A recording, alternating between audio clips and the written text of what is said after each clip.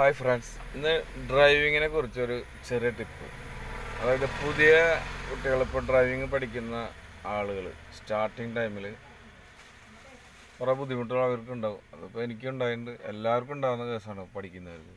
അപ്പോൾ അതിനൊക്കെ ഒരു ചെറിയ പരിഹാരമായിട്ടാണ് ഈ വീഡിയോ ഇടുന്നത്. ഇതിലുള്ള ആദ്യം കുറച്ച് കാര്യങ്ങൾ നമ്മൾ അറിഞ്ഞിരിക്കേണ്ടത്, ആദ്യം നമുക്ക് സ്റ്റിയറിങ്ങിനോട് ചേർന്നുള്ള കാര്യങ്ങൾ നോക്കാം. ഇതിൽ റൈറ്റ് സൈഡിൽ കാണുന്നതാണ് ലൈറ്റിൻ്റെ ആണത്. അത് ഓണും ഓഫും നമുക്ക് പറയേണ്ട കാര്യമില്ല, അത് കാണുമ്പോൾ അറിയാം, നിങ്ങൾ ശ്രദ്ധിച്ചാൽ മതി. അതുപോലെ തന്നെയാണ് ഈ വൈപ്പറും അതിൻ്റെ വെള്ളത്തിൻ്റെ സിസ്റ്റമൊക്കെ ഈ ഇതിലാണ് വരുന്നത്. അടുത്തത് ഹോണാണ്. അത് ഈ സെൻട്രൽ പൊസിഷനിലാണ്.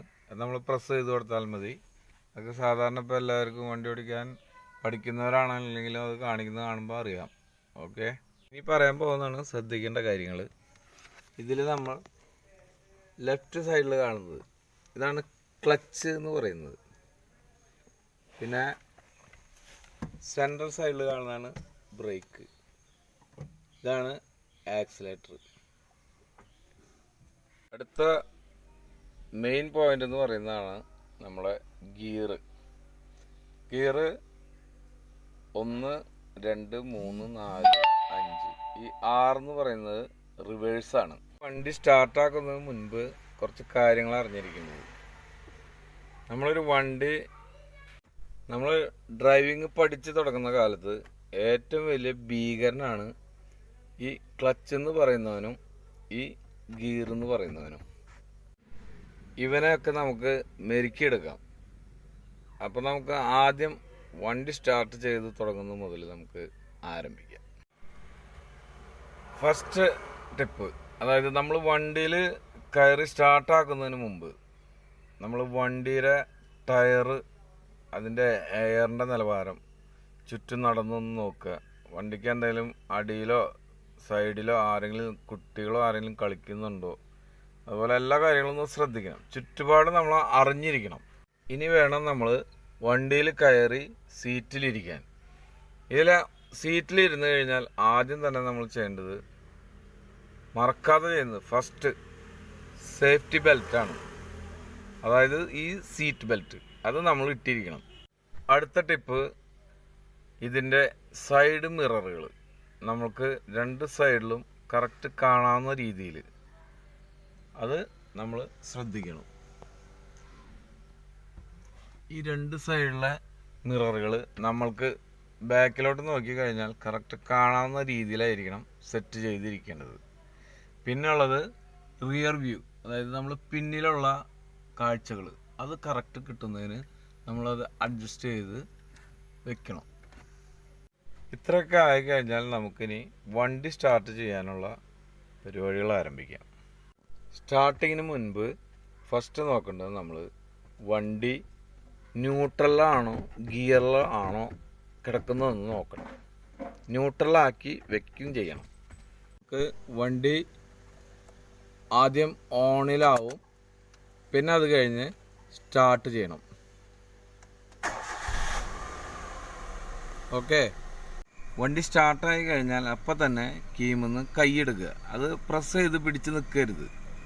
ഞാൻ മുമ്പ് പറഞ്ഞ പോലെ ഈ റൈറ്റ് സൈഡിലുള്ള നോബ് ലൈറ്റിനുള്ളതാണ്, അത് അഡ്ജസ്റ്റബിൾ ആണ്. അതുപോലെ ലെഫ്റ്റ് സൈഡിലുള്ള നോബ്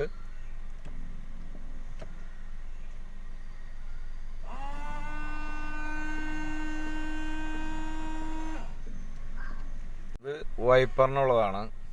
ഇനി നമുക്ക് ക്ലച്ച് ചവിട്ടിയിട്ട് വേണം എപ്പോഴും ഗിയർ മാറ്റാൻ.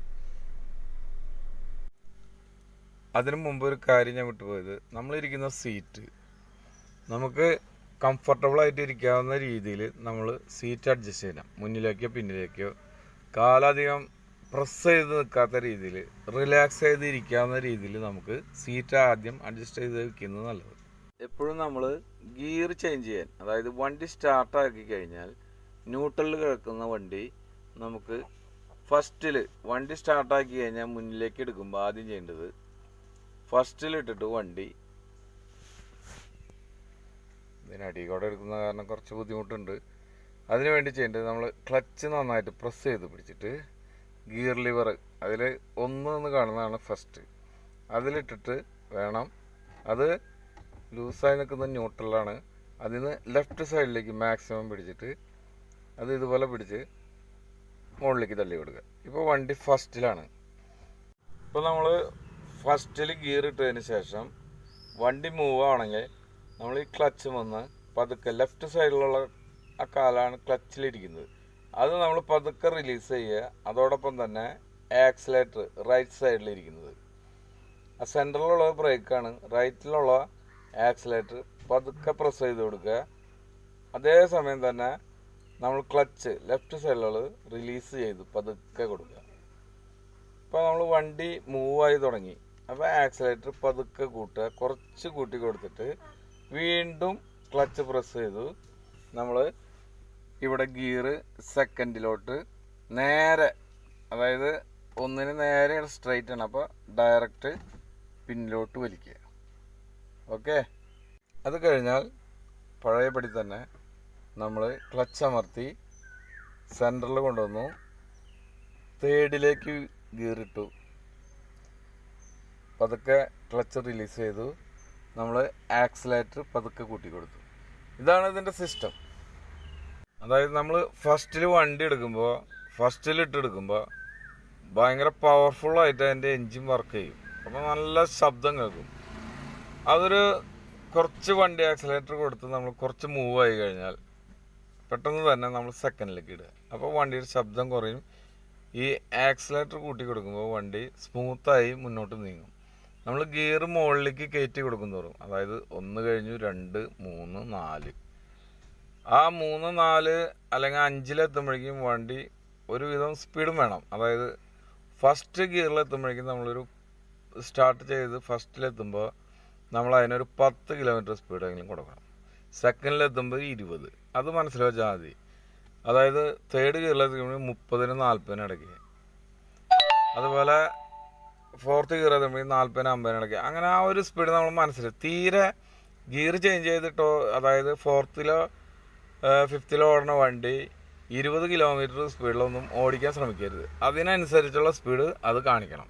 ഡ്രൈവിംഗ് പഠിക്കുന്ന കാലത്ത് ഏറ്റവും വലിയ തലവേദന ക്ലച്ച് എവിടെ ഗിയർ എവിടെ എന്നുള്ള ചോദ്യമാണ്. അതിന് നമ്മൾ പരിശീലിക്കേണ്ട ഒന്ന്, നമ്മൾ വണ്ടി കയറി കഴിഞ്ഞാൽ ക്ലച്ച് ഏതാണെന്ന് കൃത്യമായിട്ട് മനസ്സിലാക്കുക.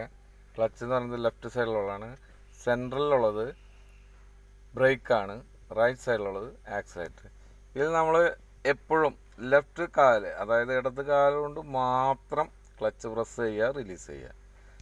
ബാക്കി ബ്രേക്കും ആക്സിലേറ്ററും നമ്മൾ റൈറ്റ് കാലുകൊണ്ട്, അതായത് ബ്രേക്കും ആക്സിലേറ്ററും വലത് കാലുകൊണ്ട് മാത്രം പ്രസ് ചെയ്ത് അത് പരിശീലിക്കുക. ലെഫ്റ്റ് സൈഡിലെ ക്ലച്ച് ലെഫ്റ്റ് കാലുകൊണ്ട് മാത്രം ചെയ്യുക. പിന്നെ എപ്പോഴും ഡ്രൈവിങ്ങിൽ എല്ലാ ഭാഗവും ശ്രദ്ധിക്കണം. ഫ്രണ്ട് സൈഡിനോടൊപ്പം തന്നെ left side, right side, rear view, മുകളിലുള്ള കണ്ണാടിയിൽ നോക്കി ബാക്ക് സൈഡും എല്ലാം ഓടിക്കൊണ്ടിരിക്കുമ്പോൾ നമ്മൾ ശ്രദ്ധിക്കേണ്ട കാര്യങ്ങളാണ്. പിന്നെ ഒരു പ്രധാന പോയിന്റ്, നമ്മൾ വണ്ടി ഓടിച്ച് മുന്നോട്ട് നീങ്ങിക്കൊണ്ടിരിക്കുമ്പോൾ വളവുകൾ എത്തുമ്പോൾ എപ്പോഴും നമ്മൾ ഹോൺ അടിക്കണം. അത് നമുക്ക് ബ്ലൈൻഡ് സ്പോട്ടാണ് എന്ന് പറഞ്ഞാൽ ആ വളവിനപ്പുറത്ത് എന്താണ്, ആരാണ്, എപ്പോഴാണ് മുന്നിൽ വരിക എന്ന് നമുക്ക് പ്രതീക്ഷിച്ചുകൊണ്ട് വേണം നമ്മൾ മുന്നോട്ട് പോകാൻ. അതോടൊപ്പം നമ്മൾ ഹോൺ അടിച്ച് അവർക്കൊരു സിഗ്നൽ കൂടി കൊടുത്തിട്ടായിരിക്കണം എപ്പോഴും ചെയ്യേണ്ടത്. അത് തൊട്ടടുത്തെത്തിയിട്ടല്ല, കുറച്ച് ഒരു വളവ് കണ്ട് നമുക്ക് ഒരു ലെങ്ത് മനസ്സിലാക്കി വേണം അതിന് ഹോൺ അടിക്കാനും. ഇപ്പോൾ രാത്രിയാണെങ്കിൽ അതിന് സിഗ്നൽ ലൈറ്റ്, അതായത് നമ്മൾ ലൈറ്റ് ഡിമ്മ് ചെയ്തോ ബ്രൈറ്റ് ചെയ്തോ കാണിച്ച് നമ്മൾ വരുന്നുണ്ടെന്ന് അറിയിച്ച് കൊടുക്കുകയും വേണം. ഓക്കെ, നമുക്ക് ഈ ക്ലച്ചും ഗിയറും തമ്മിലുള്ള കോമ്പിനേഷൻ കുറേ ബുദ്ധിമുട്ടായിട്ട് തോന്നും. പക്ഷെ അത് നമ്മൾ നിരന്തരം ട്രൈ ചെയ്യുക, പരിശീലിച്ച് കഴിഞ്ഞാൽ നമുക്ക് ഡ്രൈവിംഗ് പഠിച്ചെടുക്കാവുന്നതാണ്. ഇപ്പം എല്ലാവരും, ഞാനടക്കം ഇപ്പോൾ എത്ര വലിയ ഡ്രൈവർമാരാണെങ്കിലും വർഷങ്ങളായി ഓടിക്കുന്നവരാണെങ്കിലും അപകടങ്ങളൊക്കെ സംഭവിക്കും. അതിനൊന്നും ഒരു തർക്കമില്ല. ഇപ്പം നമ്മളെത്ര കൃത്യമായിട്ട് ഓടിച്ചാലും ഓപ്പോസിറ്റ് വരുന്നതിൻ്റെ ഒന്ന് ശ്രദ്ധ പാളിയുക, അല്ലെങ്കിൽ നമ്മുടെ ഒരു ശ്രദ്ധ പാളി കഴിഞ്ഞാൽ അപകടം സംഭവിക്കാൻ നിമിഷ നേരം മതി. പക്ഷേ ഓടിക്കുമ്പോൾ പരമാവധി നമ്മൾ ആത്മാർത്ഥത്തോടെ ശ്രദ്ധയോടുകൂടി റാഷ് ഡ്രൈവിങ് ഒഴിവാക്കുക. അതായത് വെറുതെ അനാവശ്യമായ കുറേ ഡ്രൈവിങ്ങുകളുണ്ട്. വേഗത കൂട്ടി സിഗ്നൽ കട്ട് ചെയ്ത് അങ്ങനെ ഒരു ആവശ്യമില്ലാത്ത അപകടങ്ങൾ വരുത്തി വയ്ക്കാതെ ശ്രദ്ധിക്കുക. അവസാനത്തെ ഒരു ടിപ്പ് എന്ന് പറയുന്നത് നമ്മുടെ മനോധൈര്യമാണ്. ഒരു വണ്ടി മുന്നിലും പിന്നിലും വരുമ്പോൾ നമുക്കുള്ള പേടി അത് നമ്മൾ പതുക്കെ മാറ്റിയെടുക്കുക. അത് നമുക്ക് താനെ മാറി കിട്ടും ചെയ്യും. അത് നമ്മൾ ഓടിക്കണം, പരിശീലിക്കണം. പിന്നെ നമ്മൾ മനസ്സിലാക്കണം, ഈ ലോകത്തുള്ള ആരും ജനിച്ചു വരുമ്പോൾ ഡ്രൈവിങ് പഠിച്ചവരല്ല, എല്ലാവരും ഇതുപോലെ ഓടിച്ച് പഠിച്ചവർ തന്നെയാണ്. അത് മനസ്സിലാക്കിക്കൊണ്ട് നമുക്ക് ധൈര്യമായിട്ട് വണ്ടി ഓടിക്കാം. പിന്നെ ഇതുവരെ പറഞ്ഞ കാര്യങ്ങൾ കുറേയൊക്കെ മനസ്സിലായി കാണുമെന്ന് വിചാരിക്കുന്നു. പുതിയ ആളുകൾക്കാണ് കുറേ കാര്യങ്ങൾ അറിയേണ്ടത്. ഞാനിതുപോലെ തന്നെ കുറേ ശ്രമിച്ചിട്ടുണ്ട്. അപ്പോൾ അതുകൊണ്ട് എനിക്ക് തോന്നിയ കാര്യങ്ങളാണ് ഞാനിപ്പോൾ ഇത് പറയുന്നത്, നിങ്ങളോട് പങ്കുവയ്ക്കുന്നത്. ഇഷ്ടപ്പെട്ട് കഴിഞ്ഞാൽ നിങ്ങൾ ലൈക്ക്, സബ്സ്ക്രൈബ് ഒക്കെ ചെയ്യുക. Okay, thanks.